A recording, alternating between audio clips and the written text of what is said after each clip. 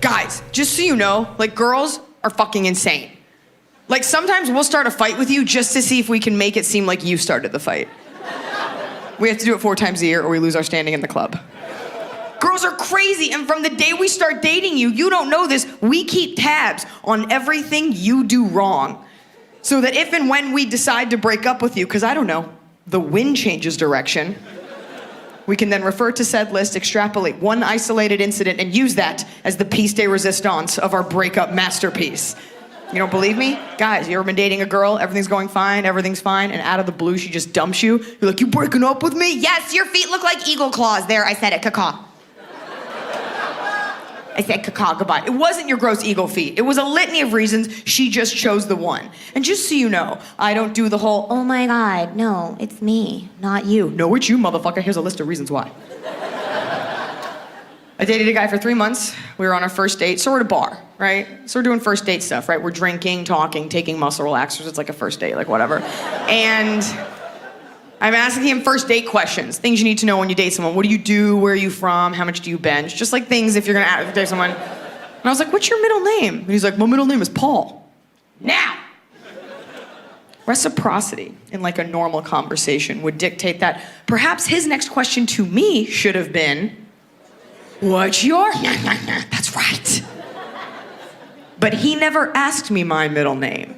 And I fucking remembered that. Now here's the problem. He didn't necessarily do anything wrong. Men and women are wired so differently, I'm surprised we can be in the same room without ripping each other's genitals off.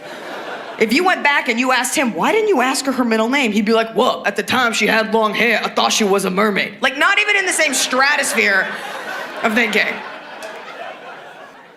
And we sit there, and as women, we let it fester, and we sit there and it gets worse, but we don't tell you. Our faces, we have the Stepford wife facade, and we're just sitting there listening to you talk. But inside, it's like, okay, he didn't ask my middle name. That means he doesn't want to get to know me, my hopes, my thoughts, my dreams, my feelings, my friends, my family. We're never gonna have a family. Like, that's the way that devolves. So I began planning the breakup on the first date.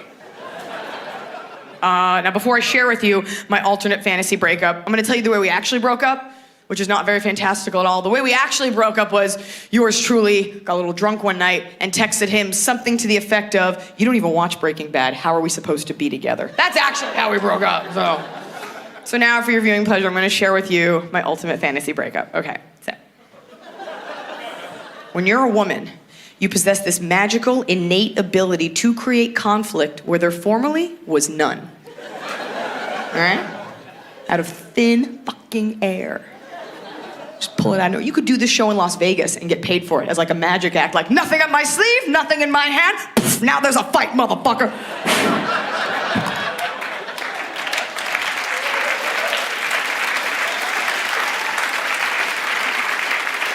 The point is, guys, if a girl wants to have a fight, the lady shall have a fight. There's nothing you can do about it, okay? You can cough, that's enough, that's fine. It's enough to fucking start World War III, just watching TV. The guy, what did you say? I didn't say anything. What the fuck did you just say? I didn't say anything. I'd be like, you know what, just forget it. And I would start crying. Now, I'm telling you now that I'm going to cry then. I'm going to make myself cry. How do you make yourself cry?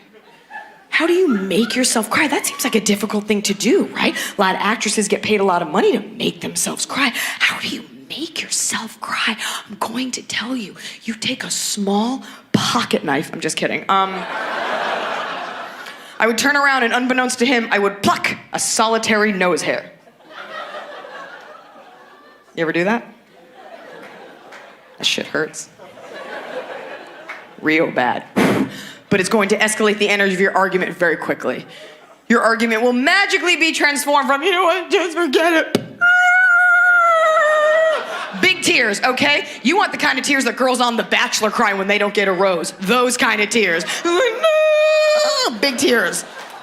By the way, the reason those women are crying isn't because they didn't get a rose. They're crying because they know they can't go back to their jobs as kindergarten teachers now that America knows they're whores. That's why they're crying.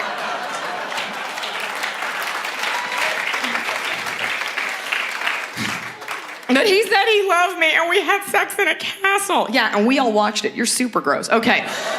So I'd run outside. I'd be like, forget it. And I'd run outside. And I'd start yelling, I hate you. Why am I yelling? Because I'm angry? I'm not angry. I want the neighbors to come out.